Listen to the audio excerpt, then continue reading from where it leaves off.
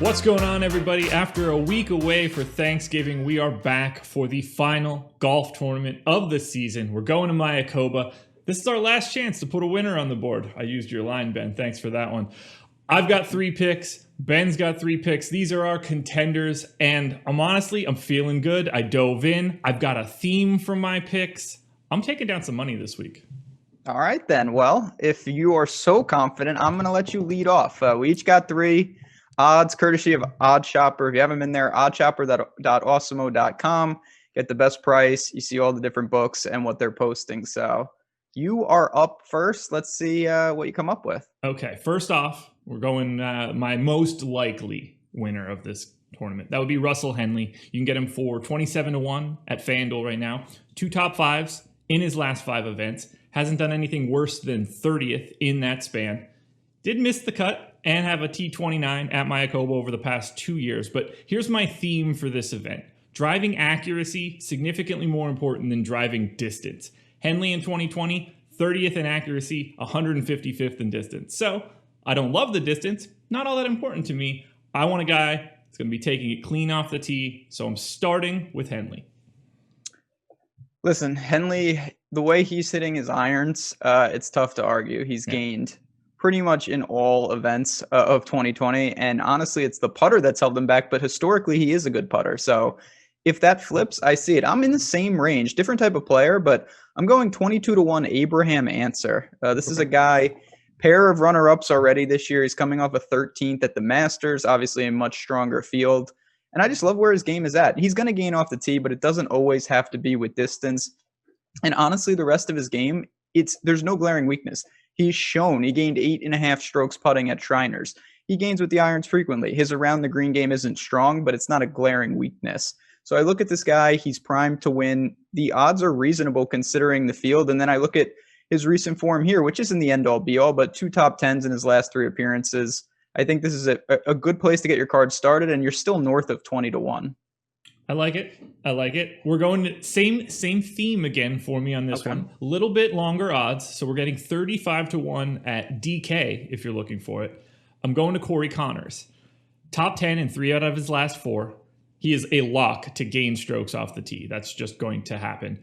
20th in driving accuracy last year. Another check mark in my I want to be accurate off the tee. Now, we know this. Stinks at putting.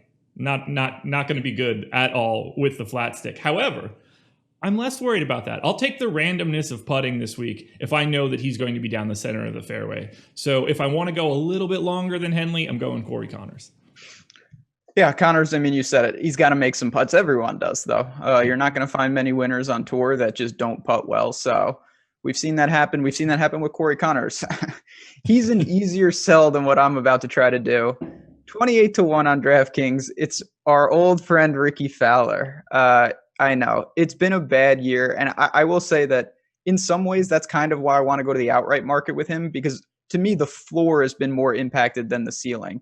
He's working through swing changes. He's missed more cuts than I would like. None of that really matters when you're talking about winning a tournament. I wouldn't want to back him for, say, a top 20 or something like that, where you want more stability. But this is still a guy that long-term, he's a world-class putter. I like that he can club down off the tee. I think a lot of the issues have been him just spraying off the tee, and he's got a runner-up at OHL. So I think this is a good track for him here at Mayakoba. The form, I'd be lying. He's coming in at 29th off the Masters, and that was actually an improvement.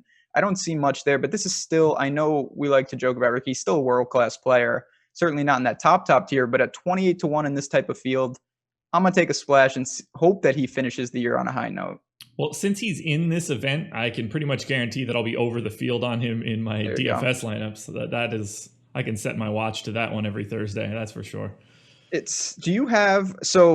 both, it's funny because obviously we don't talk about these picks before the show. Right. We've both gone in kind of that 20-30-1 range. And it's a somewhat strong field, but it is wide open. I wouldn't be stunned to see, I don't want to say a bomb, but someone down the list. Is there anybody going down the odds that you have either for an outright or someone, you could grab a top 10 for, something like that?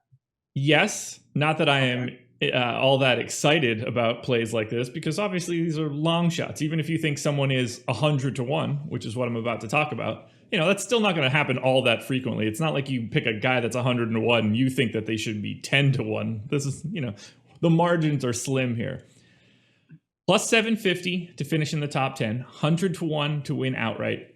It's another part of my theme. This one's not as exciting, however. It's Denny McCarthy.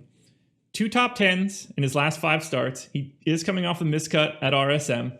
He's made the cut here the past 2 years, although they were both, I believe, like somewhere in the 40s, so it's not like he was rocketing to the top of the leaderboard.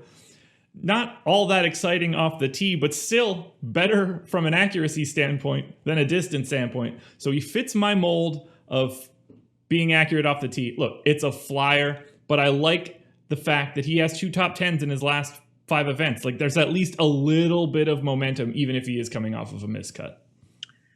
And just to add to that, 4th at Bermuda, which I think is a decent comp. It has some abilities there. And listen, when you back someone like that, what you're saying is that he has a skill set that's world class. One area. Yep. It happens to be putting, which is the highest variance, but it is true that he is probably, if not the best putter in the world, then certainly on the short list. So you're going to need him to lean there. If he holds it together, ball striking, could he get in the mix? Well, we've seen that. It's going to have to make putts.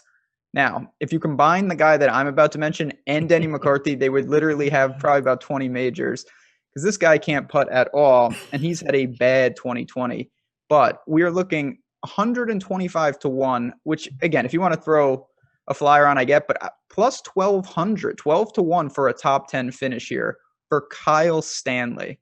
When we look at his 2020 season, it was really bad post restart, but he is coming off a 6th place finish at RSM. That came out of nowhere. He gained 8 strokes with the irons, which is his bread and butter. If he gets back to doing that, that is the Kyle Stanley that we've seen for years, and he would not even be close to this price. This is a multiple-time winner on tour. He's got a bunch, more than a laundry list of top 10 finishes. Now, he was in better form when he was doing that, no doubt. But I do think that there is a chance that he found something. Obviously, it could be an outlier. He could regress back to not competing. But you do look, he was 3rd at Puerto Rico earlier in 2020. He hasn't had success at this track, but this is an experienced guy. And I think if he has found something, it's worth a risk to take a shot on something with major odds like this, because Kyle Stanley is just a better player long-term than the odds we're saying. Yeah, it hasn't been that long since he's been like a top 25-ish guy. So exactly, you always look for a little bit of a rebound there. Oh, guys, I think you guys should be on Henley and Connors and McCarthy and nothing that Ben is saying right now. That's just my opinion. It's probably true, but Kyle Stanley, look out for him. And this is, like I said, as we wrap up the year here, I do think there's a handful of players that have had bad 2020s, but if they've shown some life, a guy like Stanley, I'm not going to throw out a 4th pick, but Mark Leishman is another guy who popped at the Masters a little bit. If you think those are the type of guys that can end the season with some momentum, don't be afraid to go there. Last thing for me, I will have a betting article posted on Awesemo.com breaking down some of the picks we talked about, but also a couple others that I think are very interesting. And again, you go to OddsShopper, you get those best prices. You want to make sure if you are betting someone like Henley or someone like Answer, whoever, don't take a bad price. Go and get the best price, because it adds up over time. You need those small edges like Josh talked about. Guys, hit the like button, subscribe to the channel, hit the notification bell so you know when everything goes live. Hit that subscribe button, though. That one's big. We're shooting for 50K by the end of the year. It's the final golf tournament of the year. So good luck, whether it's sports betting, whether it's DFS. We're going to have you covered either way. And we will see you for another ConTENders video in 2021. Good riddance, 2020.